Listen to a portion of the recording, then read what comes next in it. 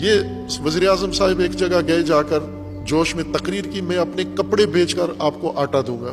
اس نے کپڑے نہیں بیچے اپنے، نہ قمیض بیچی، نہ شلوار بیچی، نہ بنیان بیچی، اس نے وہ کپڑے ادھر پہنے ہوئے ہیں۔ اگر یہ کپڑے بیچے بھی تو کپڑے خریدنے والا کوئی نہیں ہے، اتنے گندے آدمی کے گندے کپڑے کوئی بھی نہیں خریدے گا۔ کون خریدے گا آپ کے کپڑے؟ اور آپ کپڑے بیچ کے، یہ خود ایک قوم کی توہین ہے، یہ بدتمیزی ہے قوم کو کہنا میں کپڑے بیچ کے۔ تم ملیں کیوں نہیں بیچتے؟ آپ کی ملیں ہیں، آپ کی فیکٹریاں ہیں، آپ کے کاروبار ہیں، آپ کے بہت پراپرٹی ہے آپ کی، وہ کیوں نہیں بیچتے آپ؟ کم از کم جو ملک کا پیسہ لوٹا ہوا ہے وہ واپس کر دو آپ۔ جب قوم کو بے وقوف بنانے، الو اور گدھا بنانا ہے تو کہتے ہیں کپڑے بیچ کے آٹا دوں گا۔ جو آٹا خریدتے ہیں انہیں پوچھیں کہ اس وقت آٹے کی کیا کیفیت ہے، آٹا کہاں جا پہنچا ہے۔ ناممکن ہو گیا ہے لوگوں کے لیے روز کا آٹا روٹی کا خرید کے کھانا۔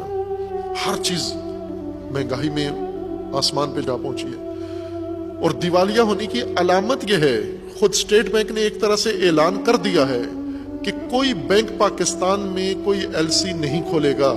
ڈالر بینکوں میں ناپید ہو گیا ہے، مارکیٹ میں ناپید ہو گیا ہے، ڈالر نہیں ملتا پاکستان میں، اسی کو دیوالیہ کہتے ہیں۔